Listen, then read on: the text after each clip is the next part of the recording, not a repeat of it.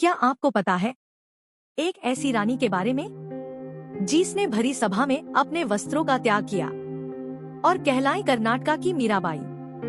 बहुत समय पहले कर्नाटक की धरती पर एक ऐसी बेटी जन्मी जिसने राजमहल, ऐश्वर्य और समाज की सारी मर्यादाएं तोड़ दी और अपना जीवन केवल भगवान शिव को समर्पित कर दिया।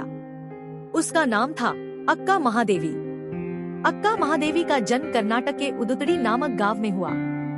बचपन से ही वे असाधारण थी। जब अन्य बच्चे खेलों में खोए रहते, तब वे अकेली शिव मंदिर में बैठकर भजन गाती। उनका मन बार बार कहता था, मेरा सच्चा पति तो केवल चेन्ना मल्लिकार्जुन भगवान शिव है। उनकी आंखों की गहराई और भक्ति देखकर लोग चकित रहते। जैसे जैसे महादेवी बड़ी हुई, महादेवी के सौंदर्य की चर्चा चारों ओर फैलने लगी। उनकी सुंदरता इतनी अनुपम थी कि लोग कहते मानो चांद धरती पर उतर आया हो। कौशिक नाम का एक राजा उनकी सुंदरता से प्रभावित हुआ और विवाह का प्रस्ताव भेजा। माता पिता और समाज खुश हुए क्योंकि राजा का प्रस्ताव ठुकराना आसान नहीं था। महादेवी ने विनम्रता से कहा, मैंने अपना जीवन पहले ही भगवान शिव को समर्पित कर दिया है। मैं किसी और की पत्नी कैसे बन सकती हूँ? लेकिन परिवार और समाज के दबाव में उन्हें विवाह करना पड़ा। राजमहल में ऐश्वर्य और वैभव तो बहुत था, पर महादेवी का मन वहाँ नहीं बस पाया। वे दिन रात शिव का स्मरण करती। एक दिन राजा ने उनसे कहा, तुम मेरी पत्नी हो, मुझे स्वीकार करो। महादेवी ने शांत स्वर में उत्तर दिया, राजन, मेरा शरीर मिट्टी है और मिट्टी को एक दिन मिट जाना है। मेरी आत्मा अमर है और वह केवल शिव की है। राजा ने दबाव डालना चाहा, लेकिन महादेवी दृढ़ रही। आखिरकार उन्होंने सब कुछ त्याग दिया। उन्होंने भरी सभा में अपने आभूषण उतार दिए, भारी वस्त्र हटा दिए, केवल अपने खुले लहराते बालों से तन को ढक लिया और राजमहल की दहलीज हमेशा के लिए छोड़ दी। नंगे पांव, खुले बाल और होठों पर शिव का नाम लेकर वे संसार की राहों पर चल पड़ी। यह था उनका सबसे बड़ा विद्रोह, समाज से, पति से और सांसारिक बंधनों से। महादेवी अब महल छोड़ चुकी थी। न कोई गहना, न कोई वस्त्र, न कोई आसरा, सिर्फ खुले आसमान का छत और धरती का आंचल।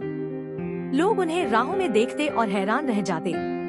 इतनी युवा, इतनी सुंदर स्त्री, जिसने सब कुछ त्याग दिया। किसी ने मजाक उड़ाया, किसी ने पत्थर मारा, तो किसी ने अपमान किया, लेकिन महादेवी मुस्कुरा देती, क्योंकि उनके भीतर की आग इतनी गहरी थी कि बाहरी अपमान उन्हें हिला ही नहीं सकता था। उनके होठों पर बस एक ही नाम था, चेन्ना मल्लिकार्जुन, चेन्ना मल्लिकार्जुन। धीरे धीरे उनका जीवन भक्ति में ढलने लगा। वे हर जगह जाकर भगवान शिव के भजन गाती और अपनी आत्मा की आवाज को वचन के रूप में व्यक्त करती। उनके वचन सिर्फ कविताएं नहीं थे, वे उनके हृदय का लहू थे, उनकी आत्मा की सच्चाई थे। लोग कहते हैं, जब महादेवी बोलती तो ऐसा लगता जैसे खुद आत्मा बोल रही हो। उनकी वाणी में रोष भी था, करुणा भी, विद्रोह भी और प्रेम भी। एक बार उन्होंने लोगों से कहा, तुम सब मुझे पागल समझते हो। हाँ, मैं पागल हूँ, क्योंकि मैंने संसार से मुंह मोड़ लिया है। अब मैं उस प्रेम में डूबी हूँ जो कभी खत्म नहीं होता। मैं उस शिव की हूँ जिसने मुझे जन्म जन्मों से पुकारा है। वे अपने वचनों में बार बार यही कहती, यह तन मेरा नहीं है, यह मन मेरा नहीं है, सब कुछ मेरे प्रभु का है। उनका जीवन धीरे धीरे लोगों के लिए प्रेरणा बन गया। गांव गांव, नगर नगर उनके वचन गाए जाने लगे। लोग उनके पास आकर पूछते, माँ, हमें सच्चा प्रेम कहाँ मिलेगा? तो महादेवी बस मुस्कुराकर कहती, सच्चा प्रेम संसार में नहीं, ईश्वर में है। जो भीतर बैठे प्रभु से मिल गया, उसे किसी और प्रेम की आवश्यकता नहीं। उस समय कर्नाटक में संत बसवन्ना ने एक अनोखा प्रयोग किया था।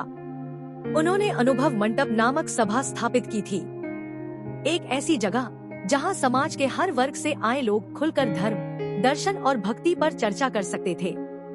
यह कोई साधारण सभा नहीं थी, यह भारत का पहला आध्यात्मिक संसद कहा जाता है। यहाँ संत, कवि, दार्शनिक, स्त्री और पुरुष सब बराबरी के साथ बैठते थे। इसी सभा में एक दिन अक्का महादेवी पहुंची। उनके आने पर वहां बैठे लोग चकित रह गए। खुले बाल, तन पर वस्त्र नहीं, पर चेहरा दिव्यता से भरा हुआ। कुछ संतों ने उन्हें देखकर प्रश्न किया, क्या यह उचित है कि एक स्त्री बिना वस्त्र समाज के बीच आए? महादेवी ने दृढ़ स्वर में उत्तर दिया, शरीर क्या है? यह तो सिर्फ मिट्टी का एक ढांचा है। सच्ची पहचान आत्मा की है, और आत्मा का कोई लिंग नहीं होता। मैं आत्मा हूँ, और मेरी आत्मा तो शिव की है। सभा में गहरी शांति छा गई। उनकी बात सुनकर कई संत स्तब्ध रह गए। अल्लमा प्रभु, जो उस सभा के प्रमुख संतों में से एक थे, उन्होंने महादेवी से संवाद किया। उन्होंने पूछा, महादेवी, तुम्हारी राह कठिन है, क्या तुम सचमुच इस संसार का त्याग कर चुकी हो? महादेवी ने मुस्कुराकर कहा, त्याग तो वही करता है जिसके पास मोह हो। मैंने तो कभी संसार को अपना माना ही नहीं। मेरे लिए तो सब कुछ हमेशा से चेन्ना मल्लिकार्जुन ही रहे हैं। उनके उत्तर ने सभा को हिला दिया। सभी संतों ने माना कि यह युवती साधारण नहीं है। वह तो भक्ति की अग्नि में तपकर निकला हुआ सोना है। धीरे धीरे महादेवी का स्थान उस सभा में पक्का हो गया। वे वहाँ स्त्रियों के अधिकारों, आत्मा की स्वतंत्रता और सच्ची भक्ति पर खुलकर बोलती। उन्होंने कई बार कहा, समाज ने स्त्री को केवल शरीर मान लिया है, परंतु स्त्री भी आत्मा है, और आत्मा को कोई बंधन नहीं बांध सकता। जिस दिन स्त्री यह समझ जाएगी, उसी दिन वह भी भगवान तक पहुंच जाएगी। अनुभव मंडप में उनके वचन और तर्क सुनकर लोग उन्हें आदर से अक्का कहने लगे। अक्का यानी बड़ी बहन, और तभी से वे अक्का महादेवी कहलाने लगी। अक्का महादेवी अब एक संत के रूप में पूरे कर्नाटक और आंध्र प्रदेश में प्रसिद्ध हो चुकी थी। लोग उनके वचन गाते, उनकी भक्ति से प्रेरणा लेते। लेकिन महादेवी का मन अब और भी गहरे मौन में डूब चुका था। उनके भीतर एक ही लालसा बची थी, अब मुझे अपने प्रभु से मिल जाना है। अब यह देह और यह संसार मेरे लिए नहीं। कहा जाता है कि इसी आंतरिक पुकार ने उन्हें श्रीशैलम की ओर खींच लिया। श्रीशैलम, जहाँ पहाड़ों के बीच घने जंगल, और वहीं पर स्थित है भगवान मल्लिकार्जुन का पवित्र धाम। महादेवी वहाँ गुफाओं में रहने लगी। दिन रात उनका समय केवल ध्यान और भक्ति में बीतता। वे किसी से मिलना जुलना भी कम कर चुकी थी। लोग कहते हैं, उन दिनों उनकी देह एकदम तेज से भर उठी थी, मानो उनकी आंखों से केवल शिव की आभा झलक रही हो। उनका चेहरा ऐसा लगता जैसे भीतर से कोई दिव्य प्रकाश फूट रहा हो। एक दिन गुफा के भीतर गहरा ध्यान करते करते महादेवी का शरीर धीरे धीरे स्थिर हो गया। उनके होंठों पर अंतिम शब्द थे, चेन्ना मल्लिकार्जुन। फिर ऐसा लगा जैसे उनका शरीर ही प्रकाश बन गया हो, मानो आत्मा और शिव एक हो गए हों। जो लोग वहां उपस्थित थे, उन्होंने बताया कि उस क्षण गुफा में एक अनोखी शांति और सुगंध फैल गई। जंगल के पंछी चुप हो गए, हवा भी थम गई, मानो पूरा वातावरण यह घोषणा कर रहा हो कि भक्ति की एक ज्योति आज प्रभु में विलीन हो गई। लोगों का विश्वास है कि अक्का महादेवी को जीवन समाधि प्राप्त हुई। उन्होंने देह त्यागी नहीं, बल्कि उसी देह में रहते हुए शिव में विलीन हो गई।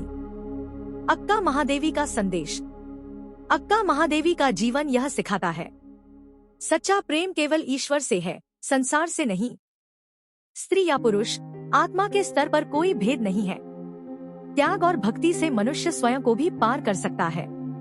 आज भी श्रीशैलम की गुफाओं में लोग श्रद्धा से उन्हें याद करते हैं, और कर्नाटक की धरती पर उनके वचन अब भी गाए जाते हैं। ये थी कर्नाटक की मीराबाई कहलाने वाली अक्का महादेवन की कहानी, जिन्होंने शिव भक्ति में अपना पूरा जीवन बिता दिया, यहाँ तक कि अपने वस्त्रों का भी त्याग किया।